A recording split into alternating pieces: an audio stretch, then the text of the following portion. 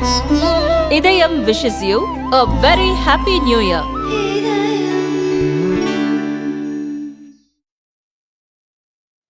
பேரறிவு சிலையாக வானுயிர நிற்கும் ஐயன் வள்ளுவன் சிலையினை வெள்ளி விழா நிகழ்ச்சியிலே பங்கேற்று சிறப்பித்துக் கொண்டிருக்கக்கூடிய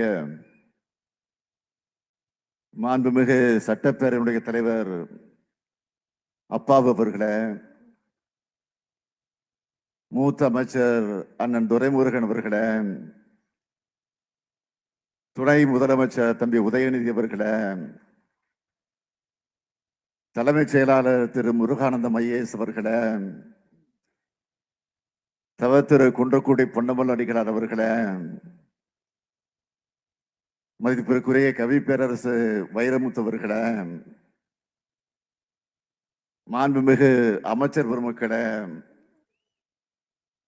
நாடாளுமன்ற சட்டமன்ற உறுப்பினர்களே, அரசு உயர் அலுவலர்களே,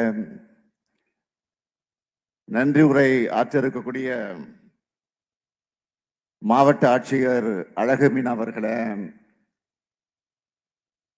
நேற்று நடைபெற்ற பட்டிமன்றம், இன்று நடைபெற உள்ள கருத்தரங்கம் ஆகியவற்றில் பங்கேற்கும் தமிழறிஞர்களே, எழுத்தாளர்களே, குரலாசான் வழிநடக்கும் குரல் தொண்டர்களே, என் கண்ணின் மணிகளாம் மாணவ செல்வங்களே, உங்கள் அனைவருக்கும் எனது தமிழ் வணக்கம். முக்கடல் சூடும் குமரி முனையில் முப்பால் புலவர் வள்ளுவருக்கு முத்தமிழறிஞர் வைத்த சிலையினை போற்றக்கூடிய வகையில் வெள்ளி விழாவை திராவிட ஆட்சியில் நான் நடத்தி வைக்கிறதுல மகிழ்ச்சி அடைகிறேன், பெருமைப்படுகிறேன், பூரிப்படைகிறேன். இன்னும் சொல்லணும்னா, என் வாழ்நாளில் சிறந்த நாளாக தமிழின் பெருமையை, குரலின் அருமையை இளைய தலைமுறைக்கு கொண்டு செல்லும் கடமையை நிறைவேற்றியதாக நான் மகிழ்ச்சி அடைகிறேன். இந்த சிலையை திறந்து வைக்கிற நம்முடைய பொத்தானை அழுத்தக்கூடிய நம்முடைய தலைவர் கலைஞர் அவர்கள் அழுத்தினப்போ சொன்னார், தன்னுடைய உடல் நடுங்கினதாக தலைவர் கலைஞர் சொன்னார். ஏன்னா அந்த அளவுக்கு உணர்ச்சி பெருக்கில் அவர் இருந்தார். வான்புகழ் வள்ளுவருக்கு வானுயிர சிலைமைக்க என்பது அவருடைய நெடுங்கனவு. அந்த கனவு நனவான மகிழ்ச்சி அவருக்கு அந்த உணர்வை தந்துச்சு. இன்றைக்கு இந்த சிலையோட வெள்ளி விழாவை நடத்தும் போது எனக்குள்ள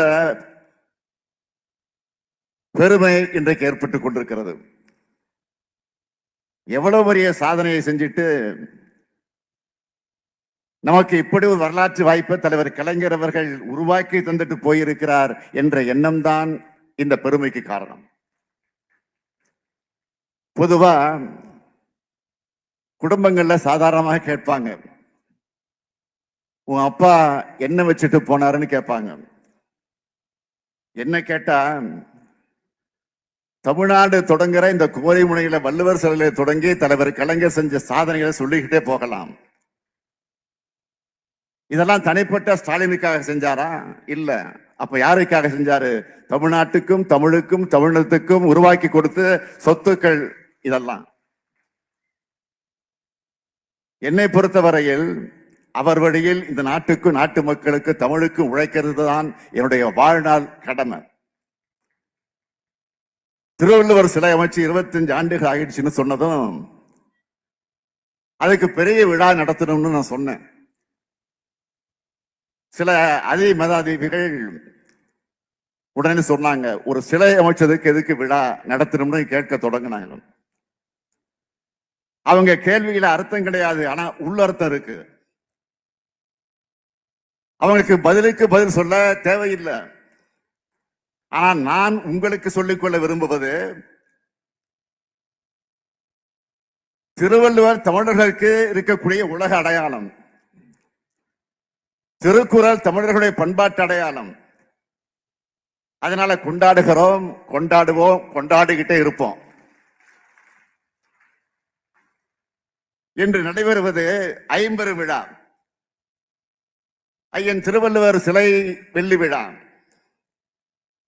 ஐயன் திருவள்ளுவர் சிலையையும் விவேகானந்த பாறையும் இணைக்கிற கண்ணாடி இழைப்பாளம் திறப்பு விழா. வெள்ளி விழா மலர் வெளியீடு, திருக்குறள் கண்காட்சி, ஐயன் திருவள்ளுவர் தோரணவாயல் அடிக்கல் நாட்டுதல். இப்படி இந்த விழா சிறப்பா நடந்துகிட்டு இருக்கு. நேற்று ஐயன் திருவள்ளுவர் சிலையும் விவேகானந்தர் பாறை இணைக்கக்கூடிய 37 கோடி ரூபாய் மதிப்பீடான கண்ணாடி இடைப்பாலத்தை திறந்து வச்சேன். அதை சிறப்பா அமைச்சிருக்கக்கூடிய இந்த விழாவை சிறப்பாக ஏற்பாடு செய்த எதிலும் வல்லவர் மாண்புமிகு பொதுப்பணித்துறை அமைச்சர் அவர்களுக்கு ஏவா வேலுவிற்கு என்னுடைய மனமார்ந்த நன்றியை நான் தெரிவித்துக் கொள்கிறேன். அதேபோல் 400 பக்கங்கள்ல திருவள்ளுவர் சில வெள்ளி விழா மலர் இலக்கிய வரலாற்றை கருவூலமாக உருவாக்கி தந்திருக்கக்கூடிய மாண்புமிகு செய்தித்துறை அமைச்சர் மு.பே. சாமிநாதன் அவர்களுக்கும் என்னுடைய பாராட்டுக்கள், வாழ்த்துக்கள். சுற்றுலா பயணிகளை கவரக்கூடிய வகையில 12 கோடி ரூபாய் செலவில் ஐயன் திருவள்ளுவரின் வாழ்க்கை வரலாறு மற்றும் உலக பொதுமுறையான திருக்குறளை பறைசாற்றக்கூடிய வகையில 3D சீரொலி காட்சி அமைச்சிருக்கக்கூடிய சுற்றுலாத்துறை அமைச்சர் மாண்புமிகு ராஜேந்திரன் அவர்களுக்கும் என்னுடைய பாராட்டுக்கள், வாழ்த்துக்கள். கன்னியாகுமரி மாவட்டத்தோட பொறுப்பு அமைச்சர் என்ற முறையில இந்த விழாவை சிறப்பா ஒருங்கிணைச்சு அதில் வெற்றி கண்டிருக்கக்கூடிய மாண்புமிகு நிதியமைச்சர் தங்கம் தென்னரசு அவர்களுக்கும் என்னுடைய மனமார்ந்த பாராட்டுக்கள், வாழ்த்துக்கள். இந்த வரலாற்று சிறப்புமிக்க நிகழ்ச்சி நடைபெற உழைச்சிருக்கக்கூடிய தலைமைச் செயலாளர், பல்வேறு துறைகளை ஒருங்கிணைச்சு சிறப்பாக செய்து காட்டியிருக்கக்கூடிய முதன்மைச் செயலாளர் கார்த்திகேயன், மாவட்ட ஆட்சியர் உள்ளிட்ட அனைத்து அலுவலர்களுக்கு என்னுடைய பாராட்டுக்கள், வாழ்த்துக்கள், நன்றிகள். தமிழரின் அடையாளமா சுனாமியையும் எதிர்த்து உயர்ந்திருக்கிற இந்த வள்ளுவர் சிலை தான் நம்முடைய அடையாளத்தினுடைய பண்பாட்டு குறியீடு. திருக்குறளையும் திருவள்ளுவரையும் சொல்லிலும் செயலிலும் நெஞ்சிலும் தூக்கி சுமந்த இயக்கம் திராவிட இயக்கம். சமத்துவத்தை சொல்றதால தந்தை பெரியார் சொன்னார், நம் மதம் குரல் மதம், நம் நெறி குரல் நெறின்னு சொன்னார். குரல் மாநாடு நடத்தி திருக்குறள் புத்தகத்தை குறைஞ்ச விலைக்கு அச்சிட்டு கொடுத்தாரு. பேரறிஞர் அண்ணா அவர்கள் குரல் என்பது வகுப்பறையில் மட்டுமல்லாமல் உங்கள் இல்லங்களில் உள்ளங்களில் பரவ வேண்டும் என்று சொன்னார். நம்முடைய தமிழ்நாடு தலைவர் கலைஞர் அவர்கள் திருக்குறள் தலைவராகவே வாழ்ந்தார், வலம் வந்தார். தலைவர் கலைஞர் அவர்கள் பள்ளி சிறுவனாக இருந்தப்போ முதல் முறையா பேச்சு போட்டியில கலந்துகிட்டு நட்பு என்ற தலைப்பில பேசின போதும் திருக்குறளைத்தான் மேற்கோள் காட்டி பேசியிருக்கிறார். அப்போதிருந்து குறளாசான் வள்ளுவருக்கும் தமிழ்குறளும் தலைவர் கலைஞருக்கும் வாழ்நாள் முழுக்க நட்பு இருந்துச்சு. வள்ளுவத்தை போற்றுகிற தொண்டு இருந்துச்சு. திமுக ஆட்சிக்கு வர்றதுக்கு முன்னாடியே சட்டமன்றத்தில் வாதாடி வள்ளுவர் படம் திறக்க வச்சவர் நம்முடைய தலைவர் கலைஞர். போக்குவரத்து அமைச்சரானதும் எல்லா பேருந்துகளிலும் திருக்குறளை எழுதினார். பொதுப்பணித்துறை அமைச்சராக இருந்தப்போ எல்லா அரசு விடுதிகளிலும் திருவள்ளுவர் படமும் திருக்குறளும் இடம்பெற வச்சார். காவலர் பதக்கத்தில் வள்ளுவரை பொறிச்சார். தமிழ் அறிஞர்களால் உருவாக்கப்பட்ட திருவள்ளுவர் ஆண்டு அரசின் சார்பில் ஏற்றுக்கிட்டு அறிவிச்சார். மயிலாப்பூர்ல திருவள்ளுவர் நினைவாலயம் அமைச்சார். சென்னையில வள்ளுவர் கோட்டம் கண்டார். குறளவையும் தீட்டினார். திருக்குறளுக்கு உரை எழுதினார். இப்படி திருக்குறளாகவே வாழ்ந்தார். இந்த சிலையும் சாதாரணமாக அமைக்கப்படல. இதுக்குன்னு ஒரு வரலாறு இருக்கு. வான்புகழ் வள்ளுவருக்கு வான்வெளியில் சிலை வைக்கணும்னு 31/12/1975 அன்று அமைச்சரவையில முதலாக தீர்மானம் நிறைவேற்றினாங்க. 1990ஆம் ஆண்டு சிலைக்கான பணிகள் தொடங்கப்பட்டுச்சு. ஆனால் தொடர்ந்து தடைகள் ஏற்பட்டுச்சு. 1997ஆம் ஆண்டுதான் துரிதமாக பணிகள் நடைபெற தொடங்கி இந்த சிலை அமைக்கப்பட்டுச்சு. கலைஞருடைய கனவுக்கு உருகுலத்த மாமனிதர் தான் கணபதி சபதி அவர்கள்.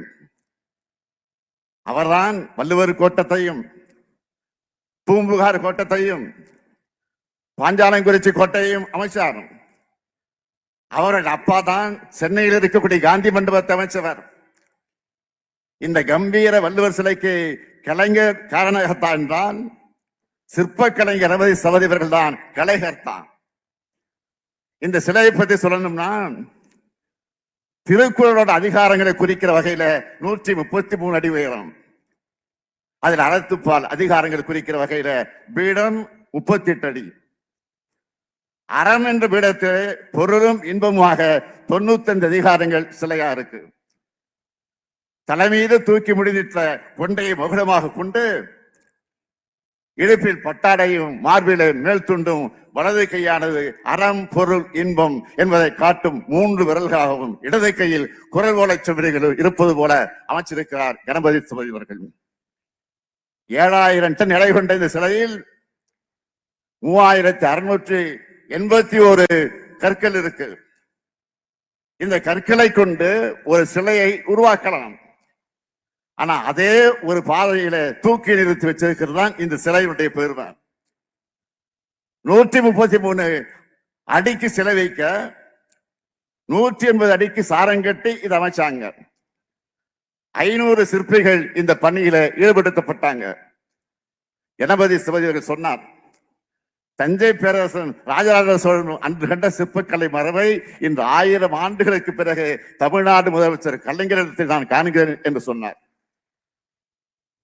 தஞ்சை பெரிய கோயிலை வடிவமைச்ச குஞ்சரமல்லனின் வம்சத்தை சேர்ந்தவன் தான் கணபதி சிவாஜி அவர்கள். சொற்சிற்பியாம் கலைஞரும் கற்சிற்பியாம் கணபதி சிலையும் சேர்ந்து உலக வாழ்க்கை சிற்பியாம் வள்ளுவருக்காக உருவாக்கின சிலைக்கு நாம வெள்ளி விழா கொண்டாடிட்டு இருக்கோம்.